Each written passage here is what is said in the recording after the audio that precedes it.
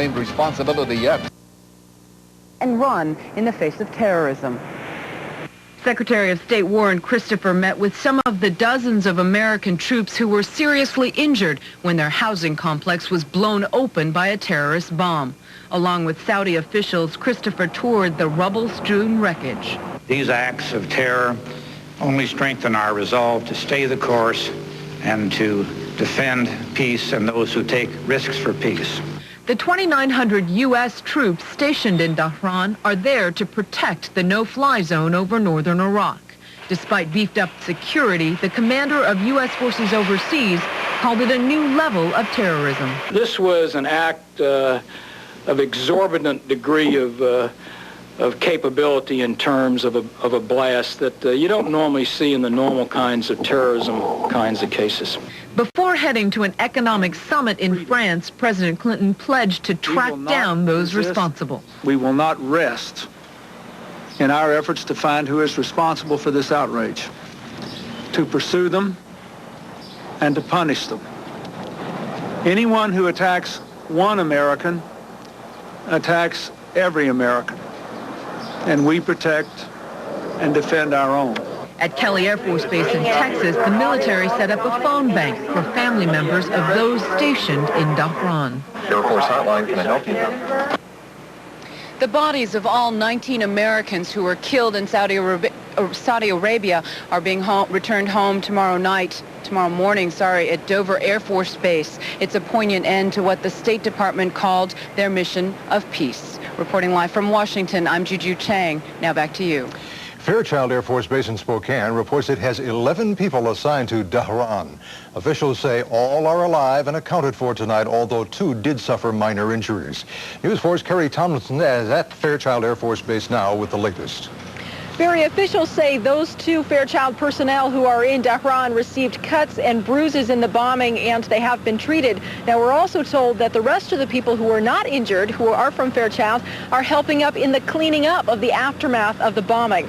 Here at Fairchild, you can see that the flag is at half staff, as it has been ordered for Air Force bases around the country, even around the world. And here at Fairchild, people are still feeling both worry and relief tonight. At noon, the sign at Fairchild began to broadcast the news. All 11 Fairchild members in Dhahran, Saudi Arabia, are okay. This after a long night of waiting, information coming in slowly.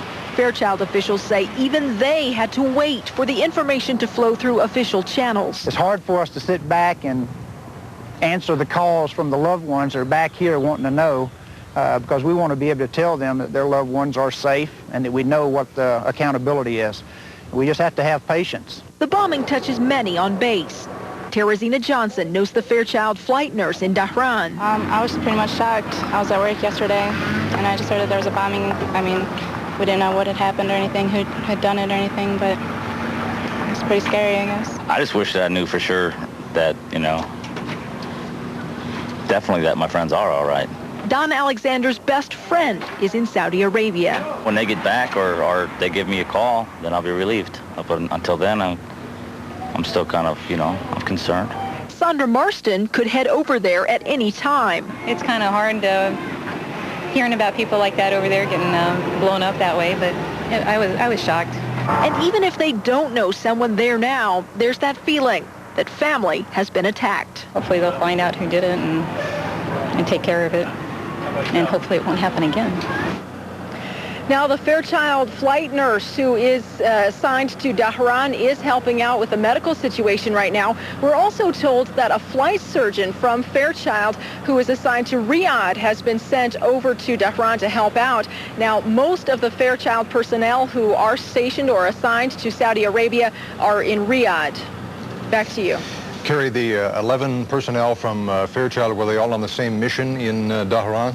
Well, they were not all from the same unit, and they were not all assigned to the same unit. They were individuals who were sent over to Dahran to help out with their individual specialties, for example, transport or supply or medical or even security police. Barry? All right, thanks. Kerry Tomlinson live at Fairchild Air Force Base. Tonight, Fairchild is not yet releasing the names of the personnel stationed in Dahran. Concern for the safety of airmen serving in the Middle East also stretches into Western Washington. Team 4 coverage continues with Margo Myers at McChord Air Force Base near Tacoma. There is a sense of relief here at McChord Air Force Base tonight, yet the mood is somber because of the American fatalities in Saudi Arabia. Now, McChord officials have been working around the clock since the bombing to confirm firsthand how their people were doing. And tonight there is good news. All 22 of the McChord personnel in Saudi Arabia are safe and accounted for. Now, it's still unknown whether those people will be brought home right away or whether more troops from McChord will be sent to Saudi Arabia to help in that joint operation. And there is one other bit of good news, I might add. A soldier from Fort Lewis who was also in Saudi Arabia is reported to be doing fine tonight as well. At McChord Air Force Base, I'm Margo Myers reporting for News 4. Thank you, Margo. There's also welcome news tonight for relatives awaiting news in southern Idaho. 29 personnel from Mountain Home Air Force Base are stationed at the Saudi base. All reportedly are okay. 3 people did, however, suffer minor injuries.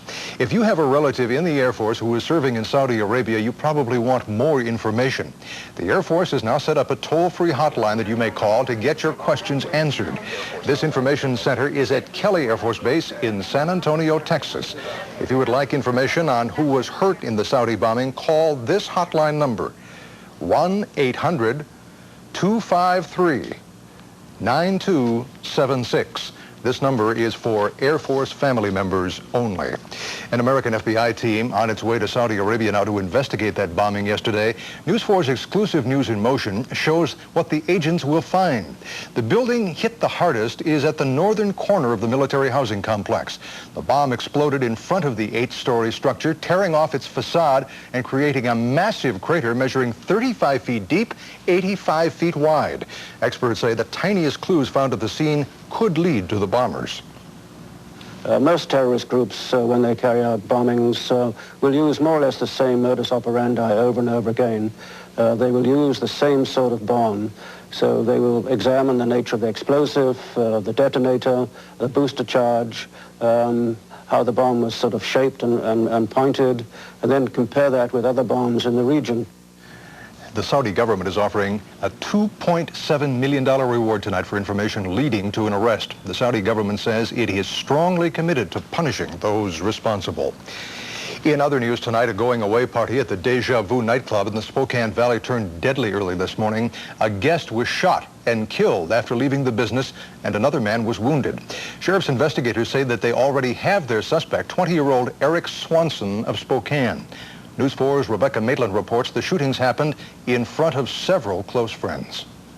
Oh, man, next thing you know, boom, boom, boom, boom, boom, boom, boom. Bubba's getting shot, drops to the ground. I'm hiding behind the car. He's hiding behind the car. Everybody out here is hiding. A friend of the victims describes what happened shortly after midnight in the Deja Vu parking lot. One man was shot 4 times and died en route to the hospital. Another man was shot in the leg. I was on the phone with 911 the whole time. They were listening to everything I had to say. I got back. My friend's laying on the ground in a puddle of blood. My other best friend for life laying on the ground with a hole in his leg. Sheriff's officials say the shooting stemmed from an argument between 2 groups of men in this parking lot. 3 men in a Ford Bronco allegedly shot at the other group. 2 of the suspects fled by foot and later turned themselves in. The other sped away with a security guard on his tail. Between 45 and 50 miles an hour.